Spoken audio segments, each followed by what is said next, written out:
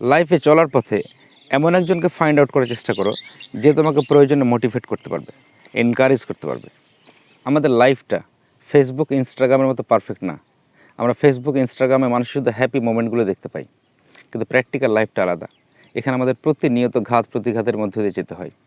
আমরা অনেক কাজে ঠেকে যাই, ঠকে যাই, আমরা ব্যথা পাই, আমরা কখনো কখনো হেরে যাই, আমরা কষ্ট পাই, মাঝে মধ্যে কান্না আসে, কখনো কখনো সব কিছু ছেড়ে পালাতে ইচ্ছে করে। আবার এমন হয় আত্মহত্যার প্রবণতা মনের মধ্যে জেগে ওঠে।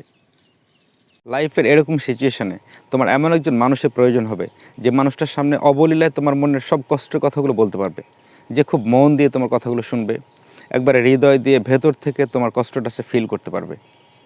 শুধু তাই নয়, তোমার এই ব্যাড টাইমসে, তোমার এই হার্ড টাইমসে সে তোমাকে ভরসা দিয়ে বলবে যে তুমি পারবে, তোমাকে দিয়ে হবে। কাঁধে হাতটা রেখে যখন বলবে আমি জানি, আমি বিশ্বাস করি তুমি একদিন ঘুরে দাঁড়াবেই, ব্যাস এটুকুই। আর এই কথাগুলো যে সে তোমাকে মিথ্যা সান্ত্বনা দিয়ে বলবে তা না, সে তোমাকে চেনে, জানে, তোমাকে বিশ্বাস করে মন থেকে ভেতর থেকে কথাগুলো বলবে। আর তুমিও জানবে যে এই মানুষটা ফেক না, সে যা বলে সে ভেতর থেকে বলে, বিশ্বাস থেকে বলে।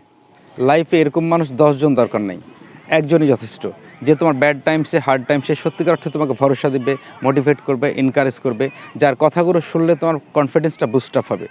এরকম কাউকে লাইফে খুঁজে বের করার চেষ্টা করো, আর নিজেও সেরকম কেউ হওয়ার চেষ্টা করো যাতে অন্যরা তোমাকে ভরসা করতে পারে। সবাই ভালো থাকো, সুস্থ থাকো।